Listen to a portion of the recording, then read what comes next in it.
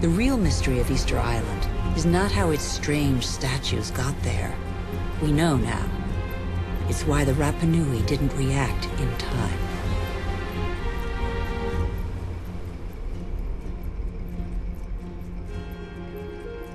It's only one of a number of theories, but it has particular relevance to us today. Since 1950, the world's population has almost tripled. And since 1950, we have more fundamentally altered our island, the Earth, than in all of our 200,000-year history. Nigeria is the biggest oil exporter in Africa, and yet 70% of the population lives under the poverty line. The wealth is there, but the country's inhabitants don't have access to it. The same is true all over the globe. Half the world's poor live in resource-rich countries.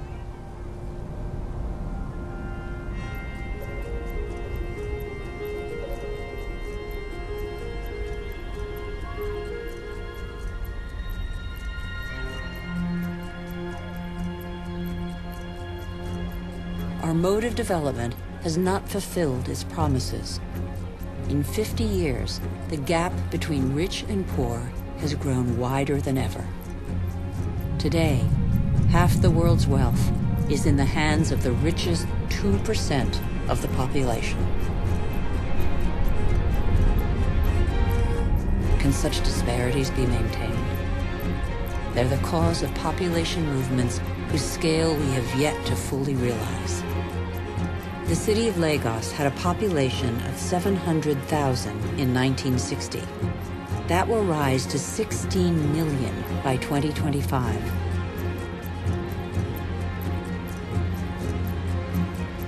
Lagos is one of the fastest growing megalopolises in the world. The new arrivals are mostly farmers forced off the land for economic or demographic reasons, or because of diminishing resources.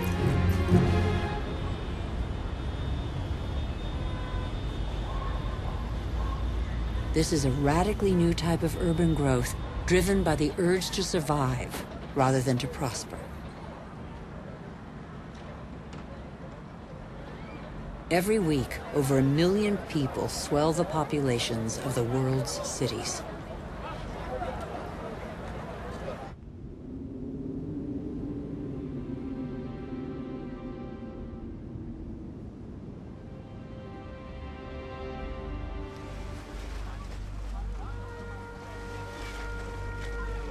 One human being in 6 now lives in a precarious, unhealthy, overpopulated environment without access to daily necessities such as water, sanitation, or electricity.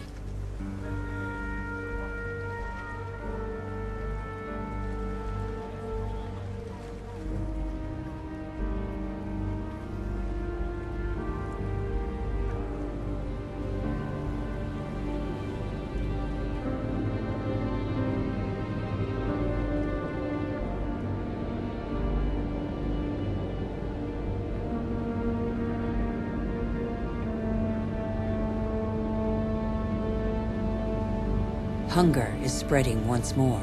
It affects nearly 1 billion people.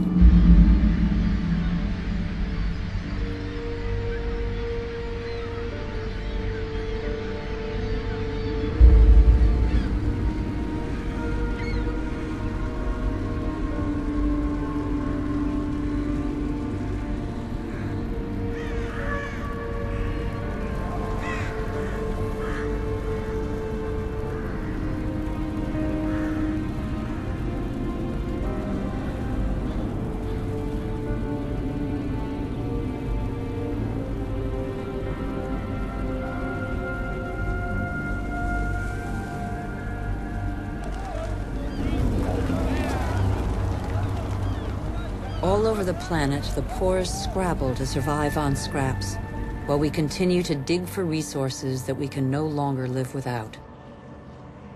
We look farther and farther afield, in previously unspoilt territory, and in regions that are increasingly difficult to exploit.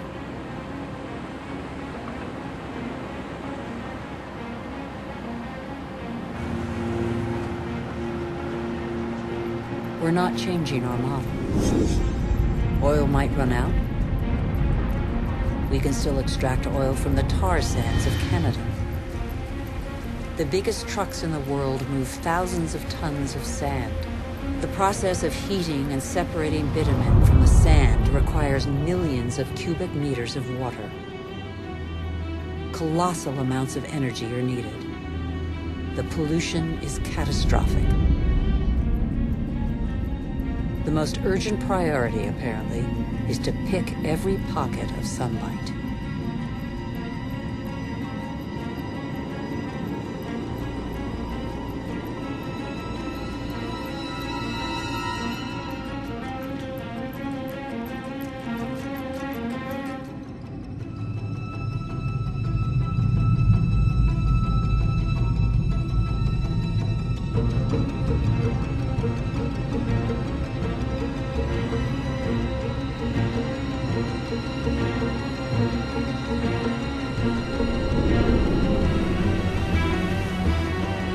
Our oil tankers are getting bigger and bigger.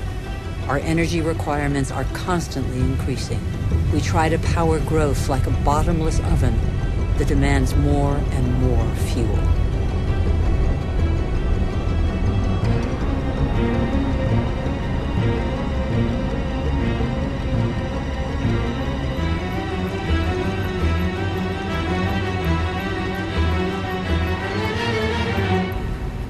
It's all about carbon. In a few decades, the carbon that made our atmosphere a furnace and that nature captured over millions of years, allowing life to develop, will have largely been pumped back out. The atmosphere is heating up. It would have been inconceivable for a boat to be here just a few years ago. Transport, industry, deforestation, agriculture.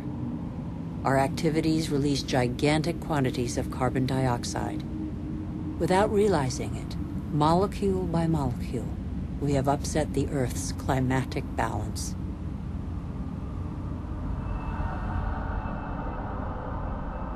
All eyes are on the poles, where the effects of global warming are most visible. It's happening fast, very fast.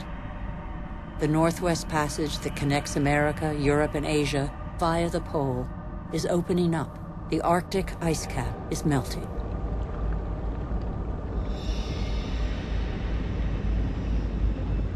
Under the effect of global warming, the ice cap has lost 40% of its thickness in 40 years.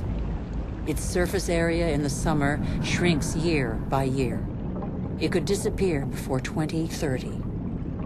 Some predictions suggest 2015. Soon these waters will be free of ice several summer months a year.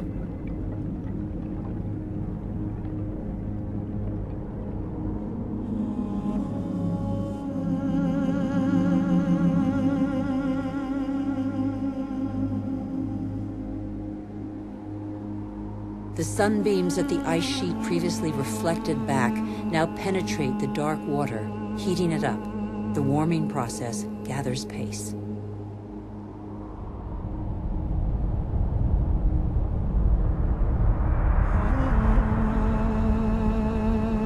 This ice contains the records of our planet. The concentration of carbon dioxide hasn't been so high for several 100,000 years.